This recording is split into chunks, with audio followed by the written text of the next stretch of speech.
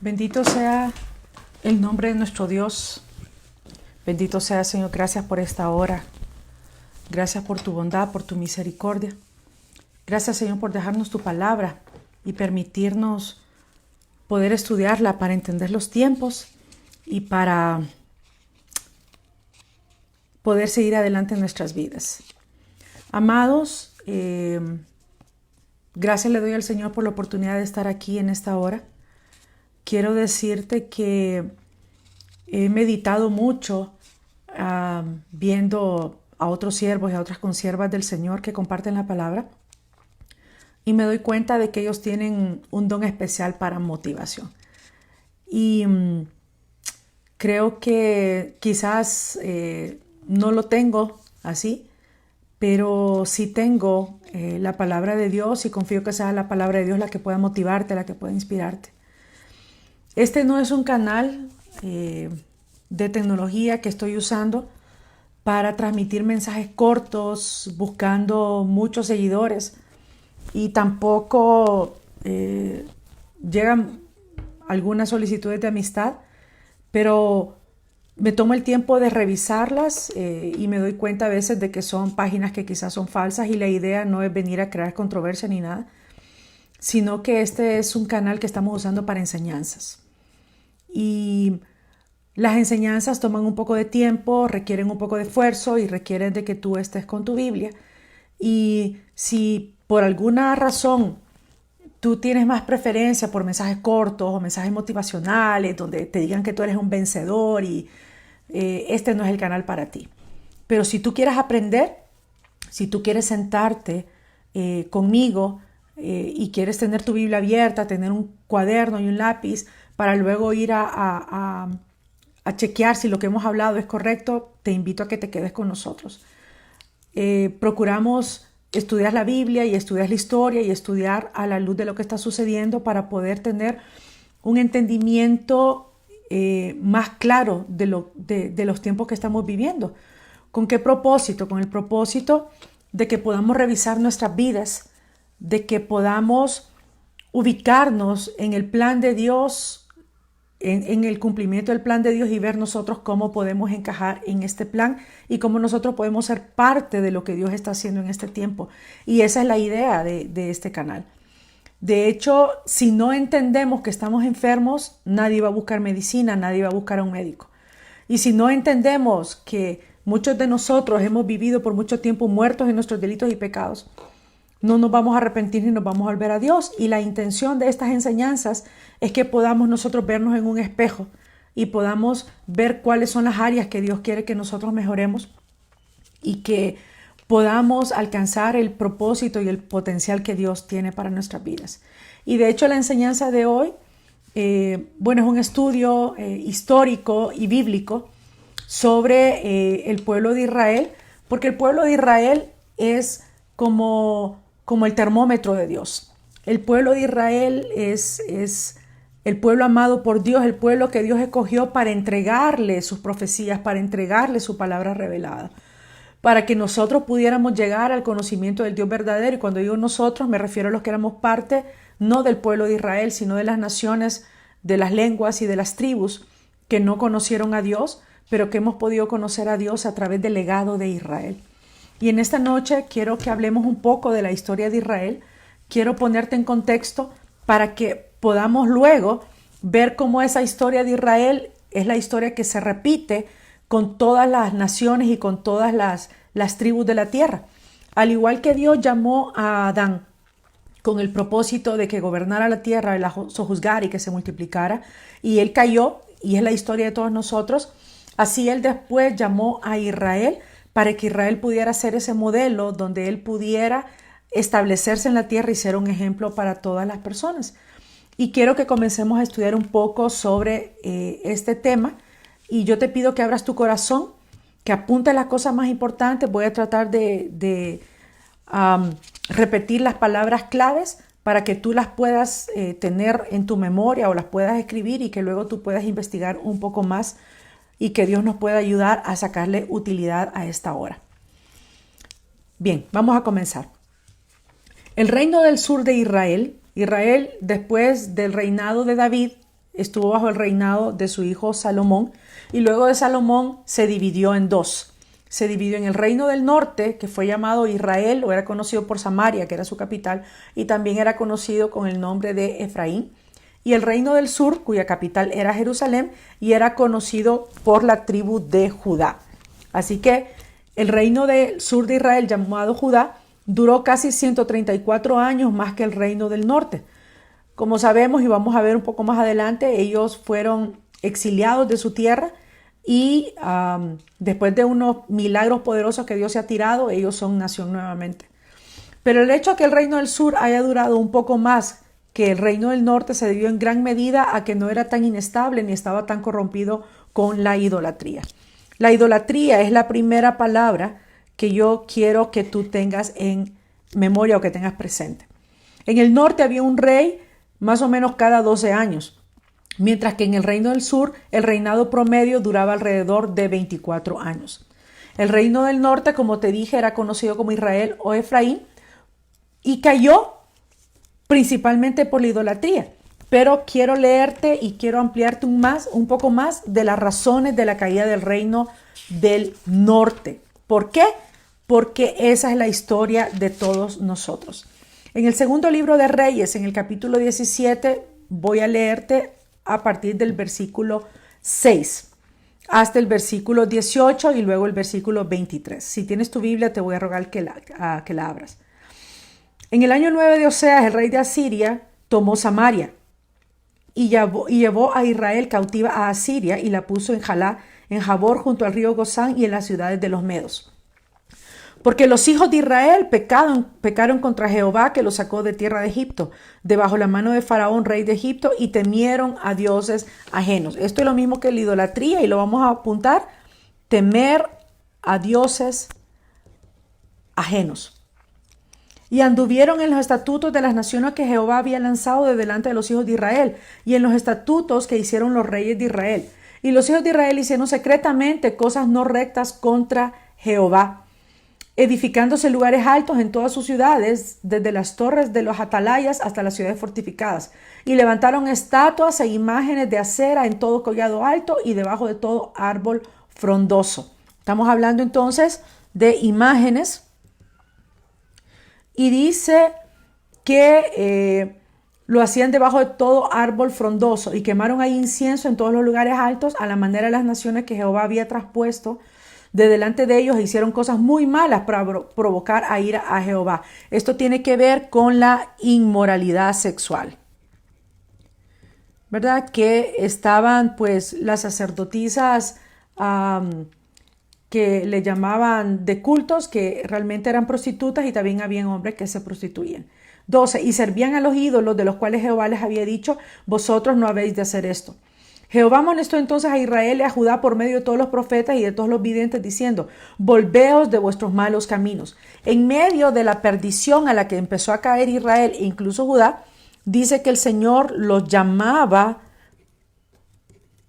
continuamente. ¿Por qué te resalto estas palabras? Porque esta es la misma manera en que Dios actúa en el día de hoy. Y les decía: volveos de vuestros malos caminos y guardad mis mandamientos y mis ordenanzas conforme a todas las leyes que yo prescribí a vuestros padres y que os he enviado por medio de mis siervos los profetas. Mas ellos no obedecieron, antes endurecieron su cerviz. Aquí vamos a buscar otra palabra que es la dureza de cerviz, que viene siendo la dureza de corazón. En otras palabras, es la rebelión. ¿Ok? Los cuales no creyeron en Jehová su Dios y desecharon sus estatutos y el pacto que él había hecho con sus padres y los testimonios que él había prescrito para ellos. ¿Qué es esto? Es desechar la ley de Dios, sus mandamientos. Y siguieron la vanidad y se hicieron vanos y fueron en pos de las naciones que estaban alrededor de ellos, de las cuales Jehová les había mandado que no hiciesen a la manera de ellas. Dejaron todos los mandamientos de Jehová y se hicieron imágenes fundidas de 2 becerros y también imágenes de acera, y adoraron todo el ejército de los cielos y sirvieron a Baal. Okay, estamos hablando aquí de astrología, signos del zodíaco, y aquí menciona a Baal, que lo vamos a mencionar más adelante nuevamente. E hicieron pasar a sus hijos y a sus hijas por fuego y se dieron a adivinaciones y agüeros y se entregaron a hacer lo malo ante los ojos de Jehová, provocándole a ira. Jehová, por tanto, se airó en gran manera contra Israel y los quitó de delante de su rostro y no quedó sino solo la tribu de Judá. Versículo 23. Hasta que Jehová quitó a Israel de delante de su rostro, como él lo había dicho por medio de todos los profetas sus siervos. E Israel fue llevado cautivo de su tierra a Asiria hasta hoy. Entonces las primeras 10 tribus de Israel, que eran 12, se fueron cautivas a Asiria más o menos 130 años antes de las 2 tribus del sur, que eran Judá y Benjamín. ¿Ok? A diferencia de los reyes del reino del norte, algunos de los reyes del reino del sur eran muy rectos. Y sí hubo un rey que se destacó del resto, fue el rey Ezequías. Fue el 14º rey después de David y reinó desde los años 590 hasta el 561 antes de la era común.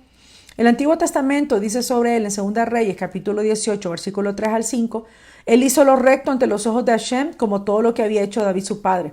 Él confió en Jehová, Dios de Israel. Después de él no hubo otro como él entre todos los reyes de Judá, ni tampoco entre los que estuvieron antes que él. Y fue durante el gobierno de Ezequías que el reino del norte fue destruido por los asirios y las 10 tribus de Israel fueron exiliadas. Desafortunadamente, yo quiero que sigas la historia. Manasés, el hijo de Ezequías, asumió el trono después de la muerte de su padre. Y Manasés tenía tanto de malvado como su padre tenía de bueno. Sobre él cuenta 2 de Reyes en el capítulo 21 que Manasés hizo lo malo ante los ojos de Hashem, erigió altares a Baal, vuelve a aparecer aquí Baal, hizo pasar a su hijo por fuego, o sea, mataban niños, sacrificaban niños, que está muy relacionado con el día de hoy con lo que es el aborto. Practicó la astrología y leyó presagios. Practicó la nigromancia y conjuró espíritus. Aumentó en hacer el mal ante los ojos de Hashem para provocar su enojo. Entonces, la culpa de la caída de Jerusalén se la adjudica en gran parte al malvado comportamiento de Manasés. En 2 Reyes, siempre en el capítulo 21, dice: por cuanto que Manasés, rey de Judá, ha cometido estas abominaciones e hizo incluso pecar a Judá con sus ídolos, limpiaré a Jerusalén al igual que uno limpia un plato de manera exhaustiva y luego lo vuelve cara abajo. Imagínate. El Señor iba a limpiar, ya había limpiado las 10 tribus del norte, entonces iba a limpiar a las tribus del sur como se limpia un plato y le iba a dar vuelta, de manera que iba a quedar también vacío. Hubo un gran declive espiritual durante el gobierno de Manasés, y el siguiente rey, que fue Amón, era tan malo como Manasés su padre. Luego de esto vino un rey que era un rey justo, que era el rey Josías, y realmente amaba a Dios y llevó a cabo una ola de impresionantes reformas religiosas. Desafortunadamente, cuando murió, esas reformas murieron con él y el declive espiritual de Judá continuó. Mientras tanto, el imperio asirio, que había sido una gran amenaza para Israel, fue invadido por una nueva potencia mundial. Cuando Asiria era la potencia mundial, se llevó cautivas a las 10 tribus del norte. Luego vino Babilonia, y Babilonia conquistó a Siria y se volvió entonces Babilonia una amenaza para las tribus del sur, para el reino de Judá. Y quisieron hacer a Judá una colonia o una nación que tributara a Babilonia. Y ellos designaron un propio rey entre los judíos, al rey Sedequías. Y esto resultó ser un gran error, porque si bien Sedequías era un gobernante débil, también era sumamente ambicioso y eventualmente decidió rebelarse contra sus señores feudales babilonios. Apenas lo hizo, Nabucodonosor, el emperador babilonio, ordenó que Jerusalén fuera sitiada. Pero este sitio y la destrucción del templo y el exilio de la tribu de Judá no ocurrió únicamente porque se hubiera rebelado contra los babilonios. En realidad ocurrió porque Israel se rebeló contra Dios. Cuando Israel tenía una buena relación con Dios, como en los días del rey Ezequías, eran invencibles. En ocasiones ni siquiera necesitaban pelear, sino que Dios enviaba una plaga para eliminar a sus enemigos o hacía algo sobrenatural para acabar con ellos. Pero si traicionan a Dios, no importaba cuán poderoso fuera el ejército de Israel, no iban a resistir a los enemigos. Como siempre, Dios le dio a los judíos mucho tiempo para enmendar sus caminos, al igual que hizo con las tribus del norte. Entonces, el tiempo para arrepentirse es una frase muy importante que debemos tener en cuenta. Antes de desatar Dios sus juicios, que igual los juicios contra Israel, donde él arrasó con las 12 tribus y las mandó al exilio, no fueron para destrucción, sino que fueron para que se cumplieran los propósitos de Dios. Pero en los tiempos donde empiezan a haber situaciones duras en medio de nosotros, Dios lo está haciendo no como un castigo como tal, sino que es parte del tiempo que Dios nos está brindando para que nosotros podamos arrepentirnos y podamos evaluar nuestros caminos delante de Él. Entonces Dios les dio mucho tiempo para enmendar sus caminos mientras los babilonios realizaban el sitio de Jerusalén. Dios nos da mucho tiempo para enmendar nuestro camino aún hoy en día. El profeta Jeremías le pidió a todos los del reino del sur que se arrepintieran y lo repitió durante 40 años, pero fue desatendida su voz y en vez de eso fue golpeado y arrojado a la prisión. Y lo que estamos haciendo hoy en día, hermanos, es levantar nuestra voz de alerta de lo que dice la palabra de Dios, para que tú que estás escuchando o que tú puedas llevar este mensaje a otras personas, que es el tiempo de arrepentirnos, es el tiempo de volvernos a Dios, porque todavía es el tiempo de que Dios puede ser hallado. Leemos posteriormente en el libro de Lamentaciones que todas estas predicciones que hizo el profeta Jeremías se hicieron realidad. Y esto fue hecho el 9 de Ab conforme al calendario judío. Y en esta fecha se han repetido varias calamidades al pueblo judío. En esa misma fecha fue el día catastrófico en la historia judía en el cual los espías enviados por Moisés espiaron la tierra de Israel y volvieron aconsejándole a los israelitas no entrar. Y por eso Dios mandó que esa generación vagara 40 años en el desierto. En esa misma fecha, es decir, el mismo 9 de Av, fue destruido el primer templo por los babilonios y también el segundo templo de manos de los romanos en el año 70 de nuestra época. En esa misma fecha, del 7 de Av, los judíos de España recibieron un ultimátum para la Inquisición. Les decían, váyanse de España o conviértanse a la Iglesia Católica Romana o mueran. También en un 9 de Av comenzó la Primera Guerra Mundial, que fue el preludio del Holocausto. Con la destrucción del templo, la conexión especial que el pueblo judío tenía con Dios fue cercenada. Y aquí yo quiero que lo anotes. Hubo una desconexión de Israel con Dios. Y ya vamos a ver para qué fue que Dios permitió esta desconexión. Al igual que con la caída de Israel en el norte, la causa superficial de la destrucción de Jerusalén fue una revuelta, esta vez contra Babilonia. Pero la Biblia deja muy en claro que la causa real de la caída de Israel fue el comportamiento inmoral de la tribu de Judá, así como el comportamiento inmoral de las tribus del norte. Entonces, anota ahí abajo, comportamiento inmoral. Fue entonces que todo se derrumbó. Además de la horrenda destrucción física, hubo también una enorme caída espiritual y moral del pueblo judío. Pese a que antes los babilonios habían estado satisfechos convirtiendo a Israel en una colonia, esta vez su castigo fue mucho peor. Decidieron aplicar la política siria del exilio y expulsaron a todos los judíos de la tierra prometida. Y fue lo mismo que hicieron los romanos en el año 70 después de nuestro Señor Jesús. Expulsaron a todos los judíos y tenían prohibido poner un pie en la tierra de Israel. Muchísimo tiempo después, cuando ya Israel era una nación, el 16 de enero del año 1996, el entonces presidente de Israel, Ezer Weizmann, dio un discurso en el Parlamento de Alemania, 50 años después del Holocausto, y en él resumió bellamente la historia de Israel. Yo te voy a pedir que prestes oído a las palabras de este presidente de Israel porque resumen la historia de este pueblo. Abro paréntesis. Fue el destino lo que nos puso a mí y a mis contemporáneos en esta grandiosa era en la que los judíos volvieran a su restablecida tierra patria. Ya no soy un judío errante que migra de país en país, de exilio en exilio. Pero cada judío en cada generación debe considerarse como si hubiera estado en las generaciones, lugares y eventos previos. Por lo tanto, continúo siendo un judío errante, pero no por los remotos caminos del mundo, sino que ahora migro por los caminos del tiempo, de generación en generación, por los senderos de la memoria. Continúo con este discurso del presidente de Israel. Fui esclavo en Egipto. Recibí la Torá en el monte Sinaí. Junto a Elías y Eliseo crucé el Jordán. Entré a Jerusalén con David y fui exiliado con Ezequías. Y no la olvidé junto a los ríos de Babilonia. Cuando Dios hizo retornar a los cautivos de Sión, soñé junto a los constructores de sus murallas. Peleé contra los romanos y fui desterrado de España. Fui atado a la estaca de Mainz, estudié Torá en Yemen y perdí a mi familia en Kishinev. Fui incinerado en Treblinka, me rebelé en Varsovia y emigré a la tierra de Israel, el país desde el cual fui exiliado en un comienzo, el país en el que nací, del cual vengo y al que volveré. Sigue la cita.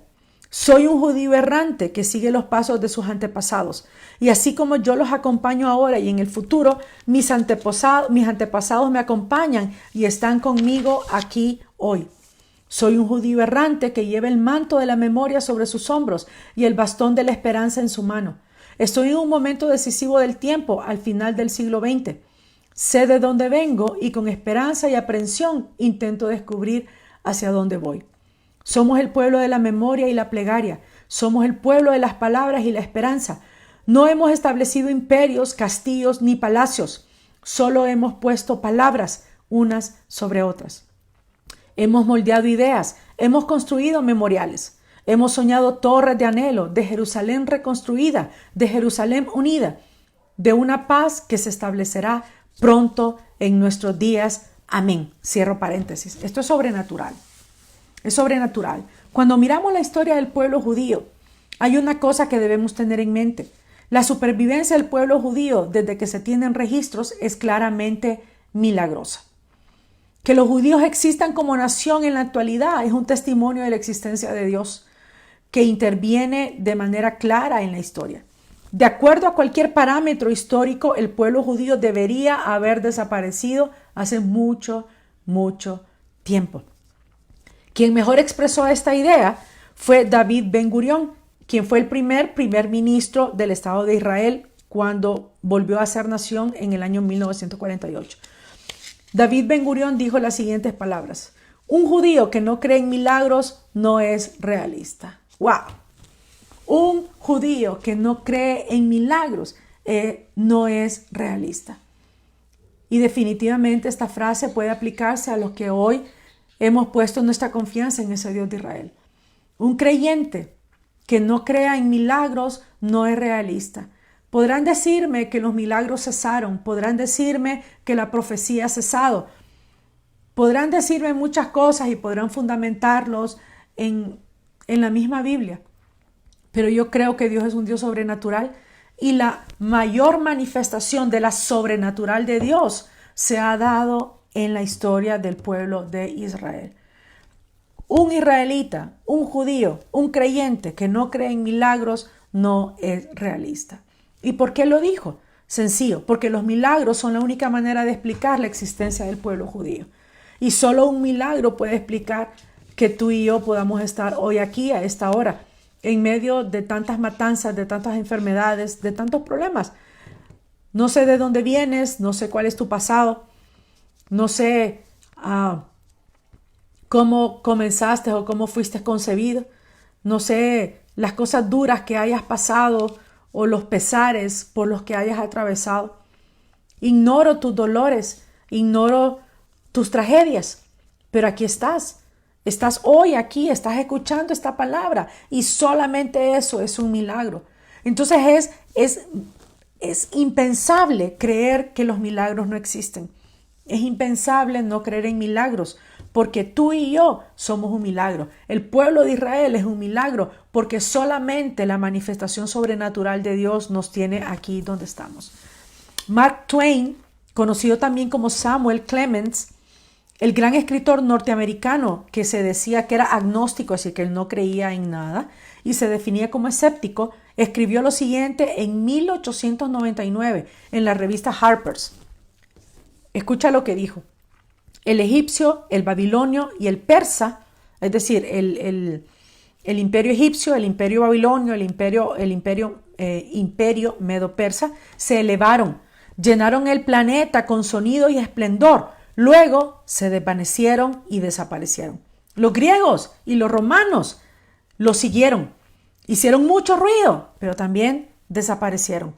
Otros pueblos han aparecido, mantenido su antorcha en alto durante un tiempo, pero finalmente se apagó y ahora están en la oscuridad o han desaparecido. El pueblo judío vio a todos, los venció a todos y ahora es lo que siempre fue, sin exhibir ninguna decadencia, ningún achaque por la edad, ningún debilitamiento de sus partes, ninguna merma en sus energías, ningún entorpecimiento de su mente alerta y agresiva. Todas las cosas son mortales, salvo el judío, decía Mark Twain. Todas las otras fuerzas pasan, pero él permanece. ¿Cuál es el secreto de su inmortalidad? La respuesta es clara. Es la mano de Dios guardando a este pueblo de Israel. Pero también existe otra razón por la cual el pueblo judío ha sobrevivido como nación durante todo este tiempo y durante todas estas persecuciones. Y es que se ha aferrado a su fe. Yo quiero que notes eso. Se ha aferrado a su fe. Ellos se han aferrado a su Dios. Ellos se han aferrado a las palabras que Dios habló sobre ellos.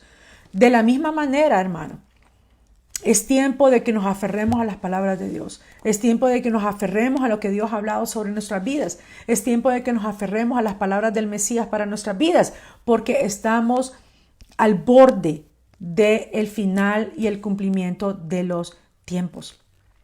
Una de las enseñanzas más importantes de la historia judía es que cuando más conectados han estado los judíos al judaísmo, es decir, en su estilo de vida, educación, etc., más probable ha sido que sus hijos y nietos permanecieran judíos en lugar de asimilarse en el olvido.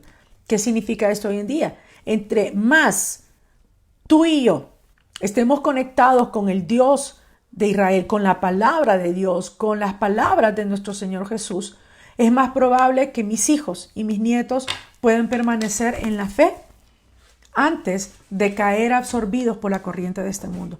Incluso tú, si tú no te mantienes conectado a Dios, si tú no te mantienes enchuflado al poder del Espíritu de Dios en tu vida mediante la palabra y mediante la comunión, tú corres riesgo de caer, así como Israel cayó. Ellos pensaban que eran invencibles porque Dios los había protegido, pero apenas ellos se rebelaron y comenzaron a pecar contra Dios, comenzó su descenso espiritual. Y eso es lo que te quiero advertir en esta hora. Quiero advertirte de que tú y yo corremos peligro de caer en un descenso espiritual si no nos cuidamos, si no ponemos nuestras barbas en remojo, porque es muy fácil caer y dejarse absorber por la corriente de este mundo que mantenerse firme y recto, como es lo que Dios pide para nuestras vidas. En la actualidad, Israel tiene más o menos entre 12 y 13 millones, no solamente en Israel, sino alrededor del mundo. Se han hecho cálculos que a estas alturas deberían ser más o menos 500 millones de judíos. Y las razones de toda esta matanza han sido la persecución y la asimilación. La mayor fortaleza del pueblo judío es también su mayor debilidad. Los judíos son un pueblo duro de cerviz o terco. Escucha, apunta ahí. Terco. Se han aferrado neciamente a sus creencias y como resultado sobrevivieron a todos los imperios antiguos de la historia, al mismo tiempo que transformaron la forma en la que el mundo entero ve la moralidad y el concepto de Dios. Entonces, uno de los legados más importantes que Dios tenía en mente al escoger a Israel fue que Israel pudiera transmitir a todas las naciones, pueblos, tribus, lenguas, a todas las naciones paganas, porque toda aquella nación, toda aquella persona que no tiene por Dios al único Dios verdadero es considerado pagano o idólatra a los ojos de Dios. Y Dios es el único que puede establecer parámetros. No importa si tú lo crees o no lo crees, o que tú puedas decir, no, yo tengo mi religión, piensa lo que quieras. Pero la verdad no depende de mi opinión. Hay una única verdad absoluta, hay un único patrón, hay una única medida y se encuentra en la palabra revelada de Dios. Y el pueblo de Israel fue escogido por Dios para transformar la forma en que el mundo entero miraba la moralidad y miraba el concepto de Dios, y lo vamos a aplicar más adelante. Las ideas judías de un Dios, un único Dios, de un Dios que ama su creación, de una visión universal para la humanidad, iban en contra de la filosofía de todos estos imperios. Iban en contra de la filosofía del imperio persa, del imperio romano, del imperio griego y del imperio que hoy prima en nuestra sociedad. Aferrarse a esa visión demandó una increíble fortaleza de carácter. Pero aún así, ¿cuál es la mayor debilidad del pueblo judío? Su individualismo, que los hace inflexibles. Ellos mismos se ríen y dicen que donde hay 10 judíos reunidos hay 11 opiniones. Así son ellos de complicados de ponerse de acuerdo. El trabajo más difícil del mundo para ellos probablemente es unificar y liderar al pueblo judío. La historia de Israel es un rompecabezas de 6,000 piezas. Es un rompecabezas de 6,000 años. Porque toda la palabra profética apunta a un periodo de 6,000 años para que los propósitos de Dios se cumplan. Y esos 6,000 años, amados, ya están expirando y ya va a comenzar el 7º milenio y es donde se va a dar cumplimiento a todas las palabras proféticas de Dios vistas a través del lente de Israel. Al comienzo de esos 6,000 piezas o de esos 6,000 años, arroja las piezas sobre la mesa y nada tiene sentido. Al inicio, cuando tú comienzas a ver la palabra de Dios, quizás no encuentres sentido. Pero a medida que encajas una pieza tras otra, al poner a un lado la palabra de Dios, su palabra revelada y su profecía con la historia, entonces comienza a aparecer una imagen. Una imagen que registra la acción de Dios en la historia. Una imagen donde las huellas digitales de Dios pueden verse claramente a través de la historia. Y aquí no hay lugar para la casualidad, amado. No hay lugar para la casualidad. Todo ocurre por una razón. De acuerdo al cálculo judío, ya hemos ensamblado casi todas las piezas. Solo nos queda un par de piezas por terminar. La historia se acerca a su conclusión, a su destino final. Y ese destino final fue descrito por el profeta Isaías con las siguientes palabras en el capítulo 2 del libro de Isaías. En los días venideros, el monte de la casa de Dios se erguirá firmemente sobre las montañas, sobresaldrá sobre las colinas, y todas las naciones lo mirarán con alegría. Y los pueblos irán y dirán: vengan, subamos al monte de Dios, a la casa del Dios de Jacob, que Él nos instruya sobre sus caminos y caminaremos en sus caminos. Porque la instrucción saldrá de Sión, la palabra de Dios desde Jerusalén. Así, Él juzgará entre los diferentes pueblos y arbitrará para la multitud de naciones. Y ellos convertirán sus espadas en arados y sus lanzas en podadoras. Ninguna nación levantará su espada en contra de otra y nunca volverán a saber de la guerra. ¿Qué dice el libro Primera de Corintios en el capítulo 10? En el versículo 6 en adelante, te lo leo. Mas estas cosas sucedieron como ejemplo para nosotros. Todo lo que te he leído de la historia de Israel, todo sin excepción ha sucedido para ti, para mí, para tu beneficio y para mi beneficio.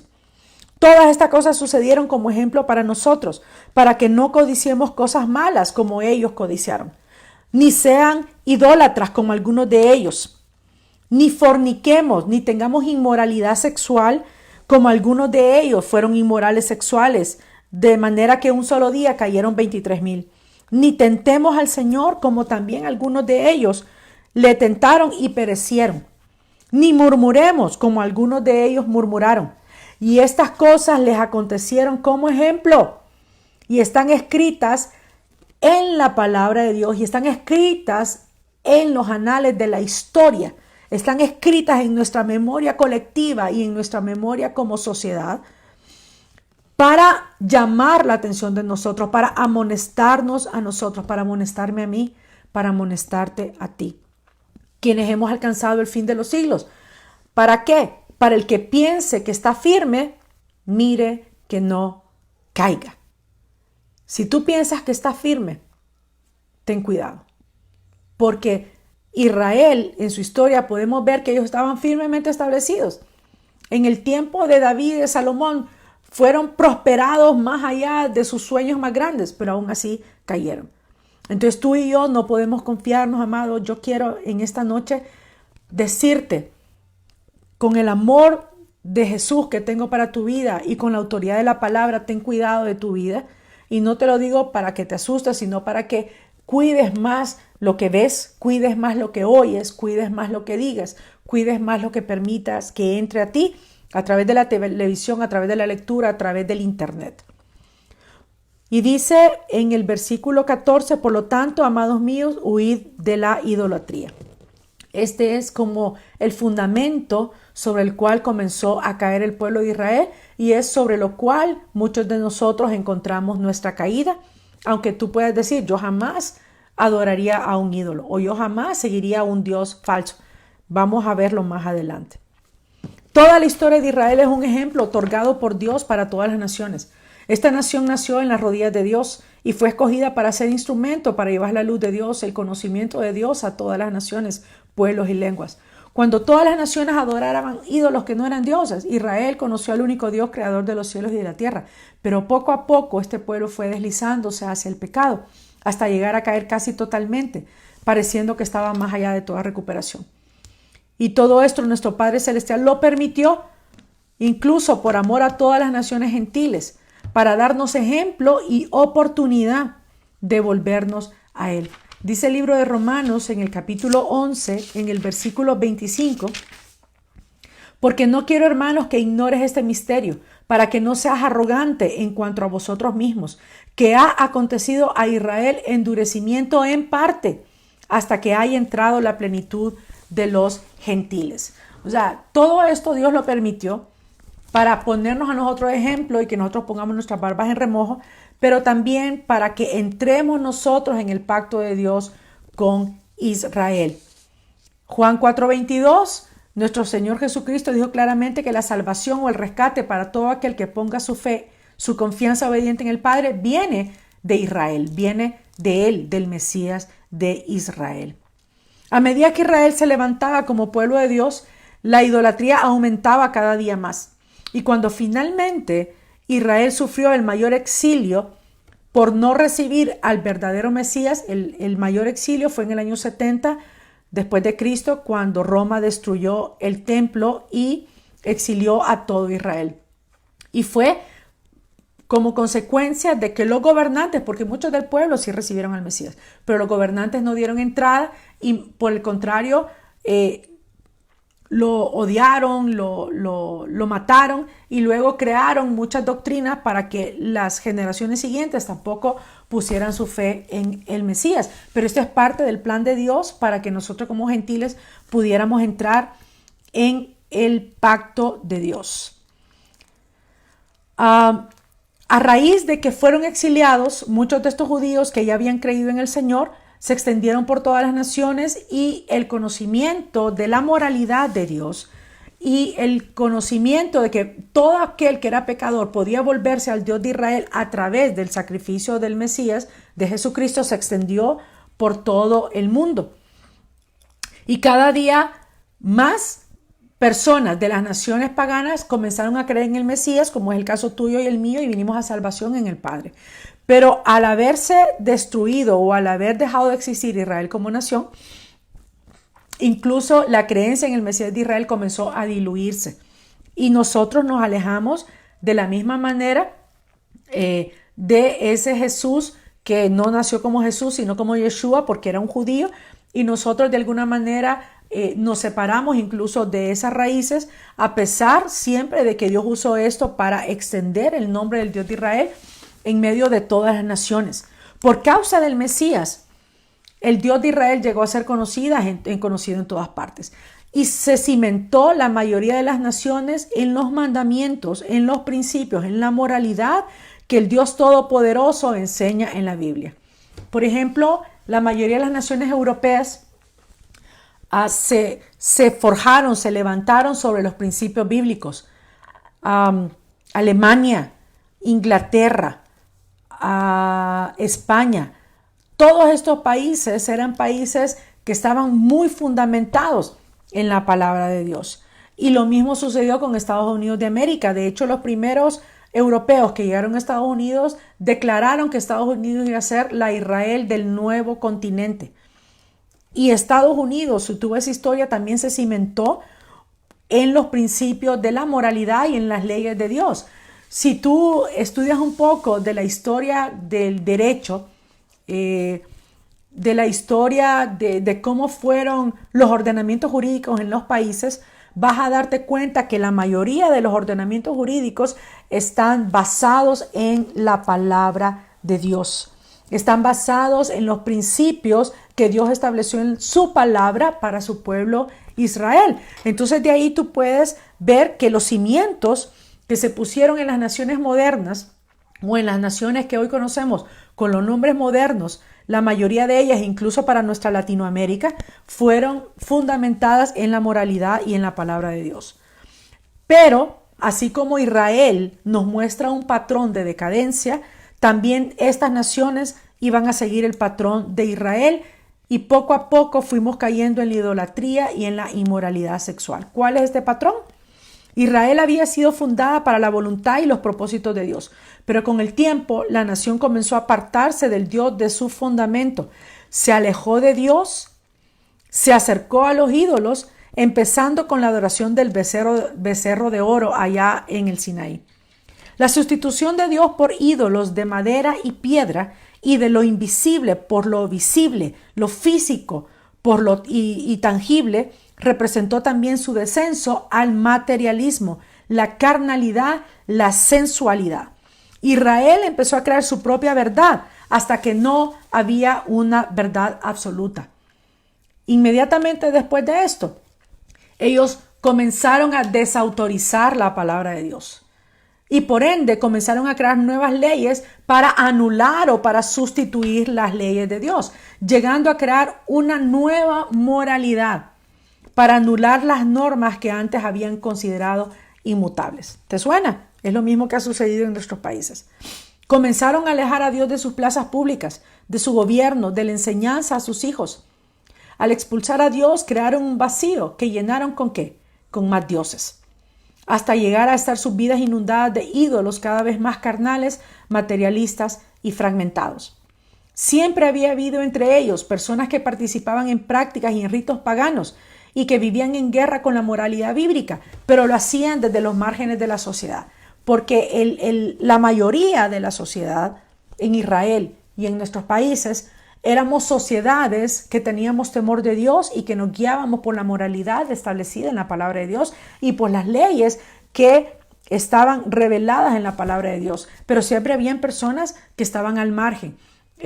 Antes la brujería era perseguida, el homosexualismo no era aceptado, el bestialismo era así una bestialidad y la gente lo miraba con horror. Esas prácticas eran tabú, eran prohibidas por la ley o la costumbre y se realizaban únicamente en las sombras.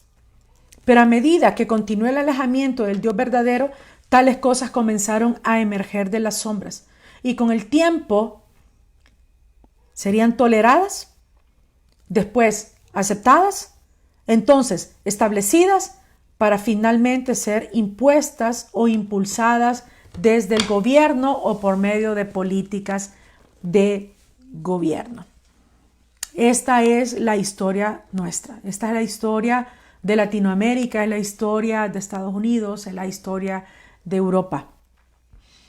Esas prácticas tabú que antes nos asombrábamos de ellas porque sabíamos que eran contra naturaleza o que era solamente gente salvaje o maldita las que la realizaban, con el tiempo las comenzamos a tolerar. Después las aceptamos y dijimos, es que eso es normal, pero se volvió común, pero nunca fue normal y aún hoy no es normal. Es común, pero no es normal. Se establecieron en nuestra sociedad y después llegaron a ser impuestas o protegidas desde el gobierno. Igual que la metamorfosis de Israel al alejarse de Dios y encaminarse a la idolatría, nuestra cultura se ha vuelto cada vez más materialista y cada vez más obsesionada con lo sensual y se ha vuelto adicta a ello. Igual que Israel, vivimos en el relativismo moral y hemos desechado la verdad absoluta. Esta nueva moralidad es invariablemente antibíblica y es básicamente una versión recuperada del paganismo antiguo. ¿Recuerdan lo que leímos en Segunda de Reyes?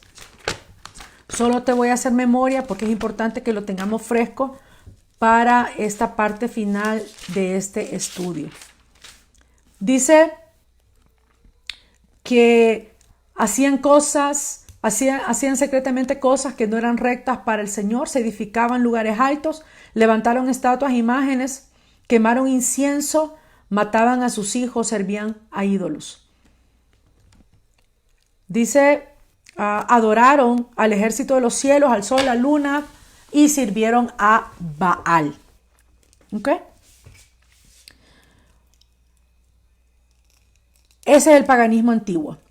Rechazamos los caminos de Dios y ahora los llamamos desfasados o restrictivos. Ahora se dice que la Biblia ha pasado de moda y que querer hacer las cosas como Dios mandó es ser tonto, santurrón, aleluya, o simplemente que estamos fuera de los nuevos pensamientos de hoy en día. Los ídolos no eran llamados ídolos o dioses en la modernidad, o sea, adoptaron formas modernas. Ahora eran los ídolos del éxito, del dinero, del placer, de la prosperidad, de la comodidad, de las adicciones, el materialismo, el ensimismamiento, la autocomplacencia y la adoración de uno mismo.